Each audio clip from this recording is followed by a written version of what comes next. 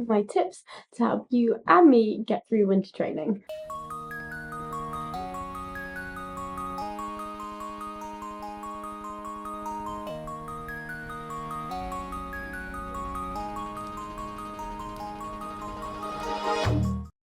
The first thing I suggest whilst you're trying to train throughout winter is to have a goal. So maybe you want to enter a race, maybe you want to try a new distance, or maybe you just want to get faster. Having a goal to kind of see you through winter will help you a lot because it will give focus to your training, and also you'll see something at the end of it and you'll be like, there is a reason to get myself out whilst it's dark or just really cold.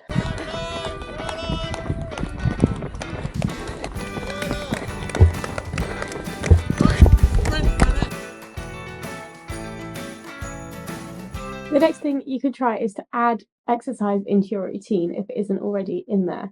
So by this I mean maybe you go to work on a Wednesday to somewhere that's quite close. So maybe you could run over to work in the morning or run back. Just adding it into things that you're already doing throughout winter can really help and actually make you a little bit more motivated to do it. So other things you could do is maybe do a trip towards the shops. If you're doing a little shop, it's just jogging over there and then maybe walking back. Obviously it takes a little bit longer if you're used to taking the car, but it is an option to get you out and doing stuff over winter.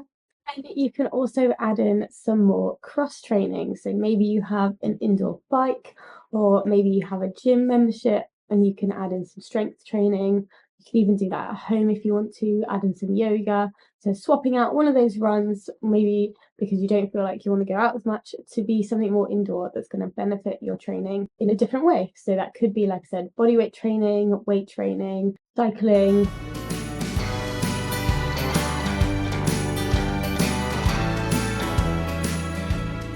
Or even if you've got access to a treadmill indoors, you could swap it for an indoor run.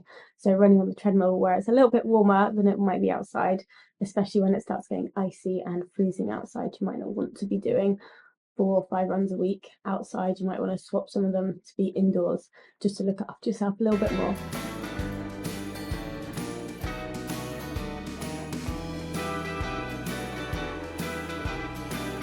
Number 4 is to actually stay on top of your hydration. Even though it's winter, you still want to be drinking lots and lots and lots of water. I try and drink 2 litres a day, so that's 2 of these, and I try and do that in summer and winter. Obviously, it's a lot easier in the summer because you're already hot, so you feel like you want more water, but it's so important during winter as well, especially when it comes to exercise, because you may not feel like it, but on days where you're dehydrated, that's probably also the days where you're less motivated to go out running, or maybe you get a headache the next day. It can come down to water, so do try and get in your intake of water even throughout the winter. And then tip number 5, before I go outside and take you on my run to tell you some running practical tips, is that don't be afraid to take some time off. So if you are feeling like you've got a cold coming on, or you're just ill, or you've got lots of events going on, don't try and cram it all in. At the end of the day, like, stress on the body is stress on the body. So whether that's through illness or events, you don't have to then force yourself to do even more exercise, because that will also add stress onto your body, and that doesn't really help your immune system. So if you are feeling like you're super busy, like, maybe take a step back from training and just be like, right, it's okay. Like, don't blame yourself or don't feel guilty. Just take that time off as you need it, and then you can come back to it fresh when you're ready to. Obviously, if you are taking it off because of illness or injury, do come back into it nice and gently. You don't want to be training at quite high levels and then taking some time off and then trying to get back to that as soon as possible, because that will kind of cause another injury. So take your time with it, even if it means dropping back down to just, basic levels that you're really comfortable with, just to get you back rolling. That's okay. Just do it and get through winter safely more than anything else.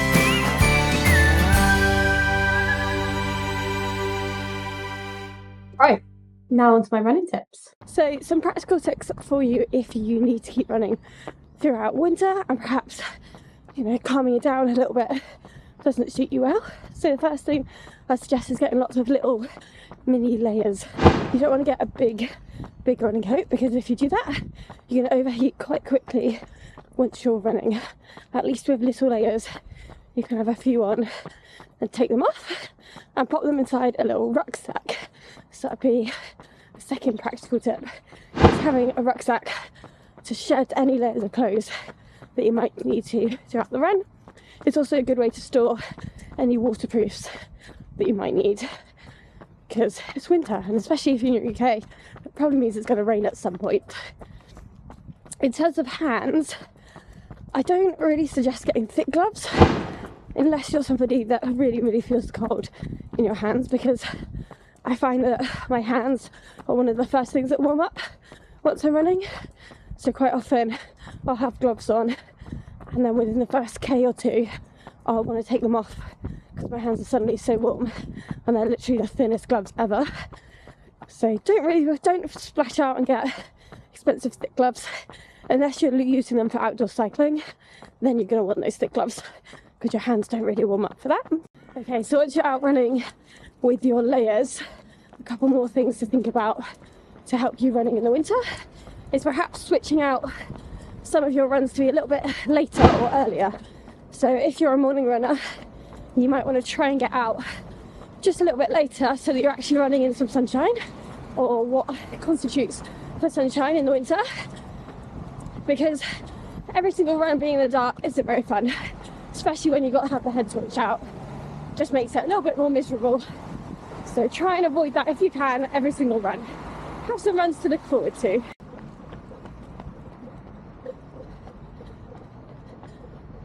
Maybe that means doing some of your weekend runs a little bit later.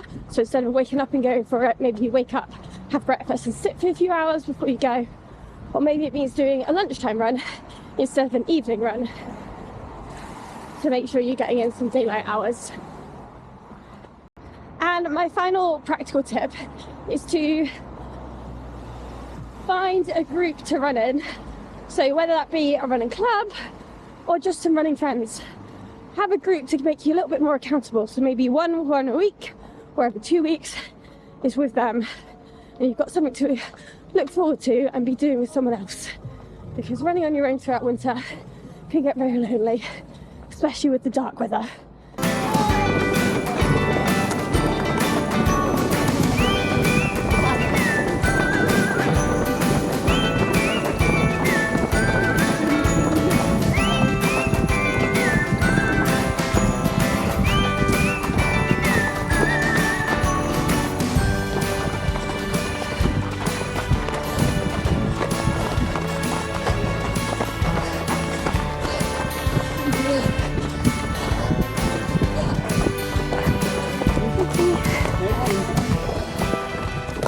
I hope you've enjoyed some of these winter training tips, and if you've got any, leave them below, and I'm sure they're probably going to help me, because I am definitely someone that doesn't love training throughout winter.